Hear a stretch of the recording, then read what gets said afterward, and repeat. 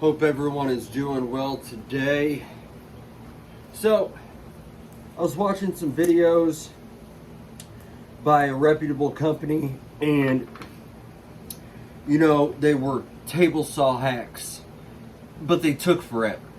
All right, and what they were trying to do is they were trying to cut like little small pieces with just a basic miter gauge, except they actually had a philophonic plate through here with a T-track slot, which tells me they've got a flip stop on it and all sorts of stuff, right? Now, a simple miter gauge like this, it's very accurate. Incremiter does an awesome job with this, okay? Because you can dial it down precision to a T. You can also, it gives you bolts, so you literally make your own fence. What I use it for personally, I keep it down here, and if I just gotta quickly, get a straight edge on one side of a board, because I use my table saw for most of my things, it's quite handy. I don't have to go over to the miter saw to do that. Okay, so we're actually gonna put this away because we're gonna use, okay, this is designed, the tab is down if you look at it, so it's made to actually, slide in that groove and, run through that track. Just gonna store that down here. Now, this miter gauge, it came with the table saw or a router, I don't know, but I flipped the piece over because I use it as a quick fix sometimes, and I don't need it in the track. It'll still ride right on top though, so it's really no big deal. But I do a very simple dumb it down, right? So you can buy these clamps at Rockford. They're extremely handy. They do not cost much. Now, as you can see, this fence, it's an auxiliary fence. So they were talking about cutting small cuts, and that, well, we'll just get to this in just a second. So I do buy some jigs. This was worth it for me to pay the money because I needed some of the accessories that came with it for another project. So it was perfect. But you set it down in here, and it's a small part set.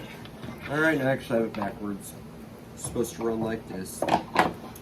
Alright, it runs perfectly through there when it's spinning, but it's for a repeated stop for me because I actually make my business cards out of scrap wood, and then I stamp my name on them. They're little cigar rests. It's kind of cool, but before I was using this guy, and they are 2 inches long and 2 inches is right there, so I literally just had that much for the grasp. I'm not really scared of a table saw, but I want to keep my digits. So that's what this is for. Honestly, this is actually worth the money as a jig as opposed to building one, because with the stable materials that they use on this, it's going to last for a long time. And I'm going to set that over there. Okay? And I'm not knocking the simplicity of using, all right? I've got an incremiter. This extends out to 31 inches. 31 inches because of a cabinet. The way they're designed. All right, this is a $300 miter gauge. I use it. All right, everything has a purpose in my shop. I acquired these over time. I like to use a repeater. It will pay for itself. 150 bucks. This is from Craig. Does an awesome job. All right, but not everyone has that, and not everyone has the ability to just start up their shop and say, hey, I want to do X, Y, Z, but I don't have the money, right? Because we think we need cool tools, and then sometimes we start building jigs, and then we waste a ton of money, and the jig doesn't work as appropriately. So, is what they wanted to do basically is cut thin strips off this, right? But if you do that, okay, on your table saw as a repeater, all right, I don't know why you're not, all right, The problem is when you do this, you're not going to have 100%. So when you put this through the blade, all right, it's going to want to kick back at you. So you can't use this kind of fence. What this kind of fence is used for, which is really, you just literally undo it, but it's a sacrificial fence. So say I need to run my blade all the way to that table saw blade for whatever reason, and there are times where you're going to have to do that. I don't hit my fence with that blade. The sacrificial board comes into play. Literally, and these clamps for a pair, I believe, are $12.99 at Rockwood. All right, these are very handy. You can use them on your table saw. You can use them on, you can use them on your router. You can use them for all sorts of stuff. Okay. Well, they overcomplicated everything. They talked about doing that and how that wouldn't work. Then this is actually from a T-track table. They talked about clamping one of these to the fence, moving the fence over, and then, clamping her down, putting her like that, and then running your cut, right? But then you would have to find a way to like clamp this in there, blah, blah, blah, blah. It made it super hard. Honestly, I've created sacrificial fences to extend out miter bars by just using a wing nut and a 1/4 inch bolt head to slide through that T-track. It's easy to prevent tear out. Anybody can do it. It's literally out of scraps. You drill a hole and put in a wing nut.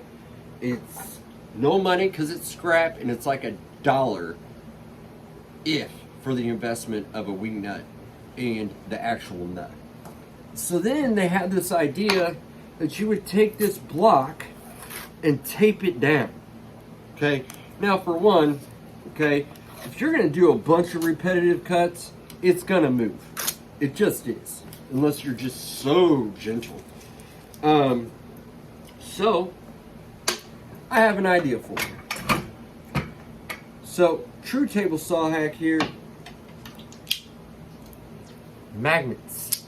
These things cost $1.50 at any of your local hardware stores. Maybe $2. Oh my goodness. Alright, but say I want to make a 2-inch repetitive cut. Actually, let's just do an inch and see how this really plays out. Alright. Now, I'm going to set that there and there. Now, oh, that's why it's on my plate. Oh, it was upside down. Now, one thing you got to do is you got to measure your magnet. So I am at 1 3/4 inch. So if I want a 1-inch piece, I need to go to 2.5 inches, right? Set these to the fence. It's square to the fence, right? Making sure I have this right. Does that really give us... Sorry, I'm doing this on the fly. So if I had it at... I think I need to go 3 out. What it was supposed to be. The good thing is we can measure. Okay, so that's 1 1/4. So I did have it right.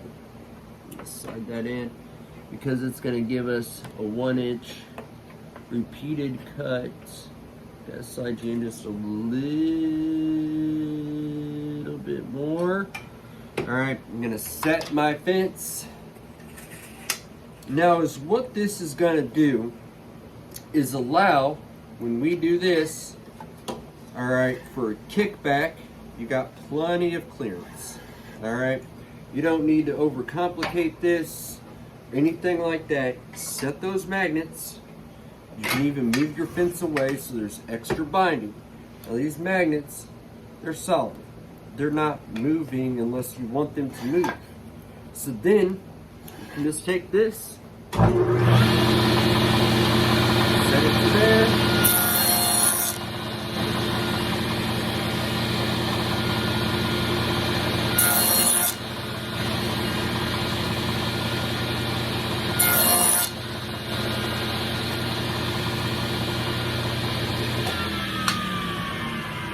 And look, I have a bunch of pieces that are exactly alike, and it costs me $1.50 to set it all up. Or $2, whatever. Alright, basic miter gauge. It's set to 90 degrees. It works. It's the one that came with the tool. We all know we want to say they're junk. However, you know, for something like this, and you want a repeated stop, you don't have to spend $150 for the repeated stop that I have. You don't have to spend $300 on the miter gauge that I showed you. You don't have to. I highly recommend, though, that you get this miter. This miter, you can find it on eBay. You can get it through Rockler, Woodcraft, wherever, but literally on eBay, you can find these for almost 60 bucks, and they are completely worth it. You can put in your own, you know, plates in there and screw them down. You can set a T, if you do thicker, you can put a T-track on top. You can do all sorts of stuff with the flip stop. Like I upgraded this. It did not come with the flip stop. I put the flip stop on there because I can measure from that line, and I will repeatedly cut what I need to cut without the risk of losing my fingers. Now, another thing, while we have this stuff out, all right, you can build the Texas size fence. Look it up. I lost mine during my move. All right, sometimes we got to make some weird cuts at some angles, right? And you're very close to the blade. So I have a trick for you. All right, you take your board. This thing, I mean, this is just off-fall of MDF. It's 90 degrees. It works like a champ. All you got to do, depending on the size, is just clamp that in with a quick grip or F-style clamp.